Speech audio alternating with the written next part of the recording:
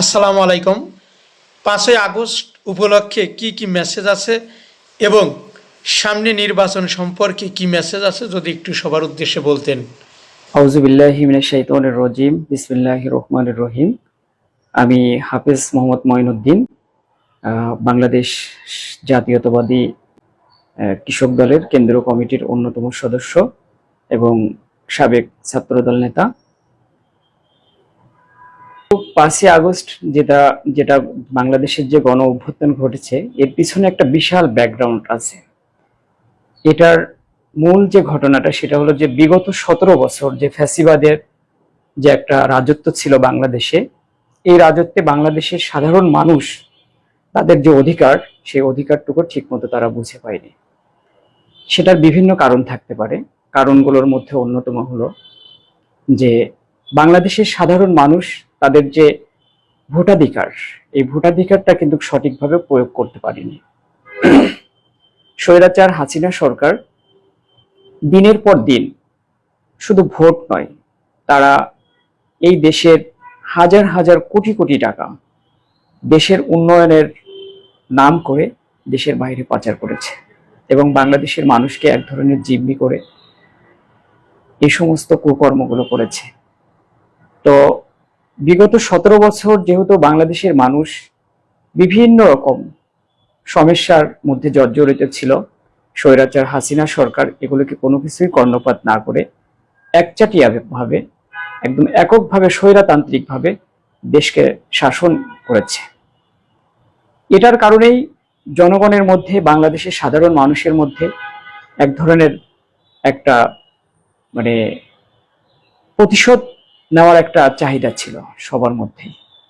এবং বাংলাদেশের মানুষ এই 17 বছর যে ভোট দিতে পারেনি, বিভিন্ন অধিকার থেকে যে বঞ্চিত হয়েছে, এটা যখনই বিভিন্ন জায়গায় তারা প্রকাশ করতে গেছে, দিন শেষে হয়েছে কি এই ফ্যাসিবাদ হাসিনা সরকার তাদেরকে মামলা দিয়েছে, নির্যাতন করেছে, গুম করে দিয়েছে।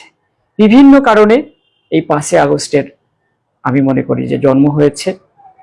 তো এই যে বাংলাদেশের মানুষ যে তাদের সাধারণ অধিকারটুকু এই ফ্যাসিবাদের আমলে হারিয়ে ফেলার কারণেই কিন্তু বাংলাদেশে একটি জনবিস্ফোরণ ঘটেছে। তো আমরা যেটা মনে করি, যখন এই কোঠাবিরোধী আন্দোলন যখন শুরু হলো, এই আন্দোলনটা যখন হাসিনা সরকার বৃদ্ধাঙ্গুলি দেখিয়ে এদেরকে বিভিন্নভাবে মনে করেন যে আপনার এটা অন্য ভিন্ন দিকে মোড় নিচ্ছিল, তখন এই বাংলাদেশের সাধারণ ছাত্রছাত্রী, কৃষক, শ্রমিক জনতা, বিএনপি, বিভিন্ন পর্যায়ের নেতৃবৃন্দ, ছাত্র দল, যুব দল, স্বেচ্ছাসেবক দল, কৃষক দল, বিএনপি, সবাই যখন কাঁধে কাঁধ মিলে যখন এই ছাত্রদের সাথে যখন এই আন্দোলনে যখন শরিক হলো, স্বৈরাচার হাসিনা 5ই আগস্ট বাংলাদেশ থেকে পালিয়ে যেতে বাধ্য হলো।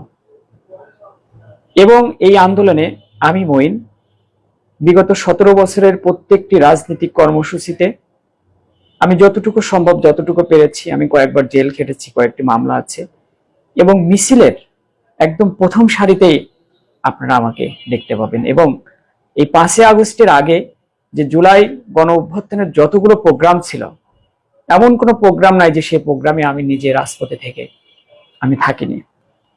এবং আপনাকে আমি শহীদ মিনারে যে প্রোগ্রামটা ছিল সর্বশেষ 5ই আগস্টের আগে, যেদিন এক দফা কর্মসূচি ঘোষণা করে, সেই দিনে আমরা শহীদ মিনারে আমাদের জীবনকে মৃত্যুর সামনাসামনি রেখে আমরা কিন্তু সেদিন এই প্রোগ্রাম বাস্তবায়ন করেছি। তো আমি মনে করি আগামী দিনে যারাই বাংলাদেশের রাষ্ট্র ক্ষমতায় আসবেন, এই হাসিনার মতো এরকম স্বৈরতান্ত্রিক পথ যেন না বেছে নেয়। এবং যে আমার দলের যে ভারপ্রাপ্ত চেয়ারম্যান, উনি কিন্তু সুস্পষ্টভাবে একটা ঘোষণা দিয়ে দিয়েছে যে বাংলাদেশে আগামী দিনে এমন একটি নির্বাচন চান, যে নির্বাচনে কৃষক, শ্রমিক জনতা, রিক্সা চালক, সকল শ্রেণীর মানুষ এবং সকল দল খুব স্বাভাবিকভাবে মনে করেন যে আপনার ভোট দিতে পারবে। এমনই একটি নির্বাচনী ব্যবস্থা আমার দল চায়। এবং সেই নির্বাচনে আমার নেতা জনাব তারেক রহমান বলেছে, যদি একটি সুস্থ নির্বাচনের মাধ্যমে যদি আমার দল যদি ক্ষমতাও না আসে, তাতেও বিএনপির কোনো সমস্যা নেই।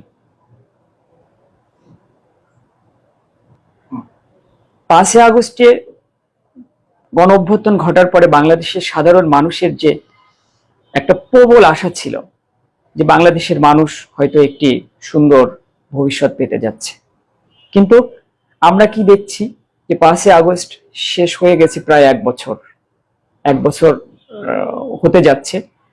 তো এই এক বছরের মধ্যে কিন্তু বাংলাদেশের মানুষের জন্য কোনো সুনির্দিষ্ট কোনো রোডম্যাপ আসেনি। বাংলাদেশের মানুষ কেন যেন তাদের যে ভোটাধিকার নিয়ে শেখ হাসিনার বিরুদ্ধে যে আন্দোলন সংগ্রাম করেছিল, যে তারা একটা সুন্দর নির্বাচনের মাধ্যমে বাংলাদেশে একটি সুস্থ ধারার রাজনীতি শুরু হবে, তো সেই আশাটা কেন যেন দিনে দিনে আমাদের একটি বিশেষ গোষ্ঠীর ষড়যন্ত্রের কারণে আমরা সেখান থেকে বঞ্চিত হতে যাচ্ছি।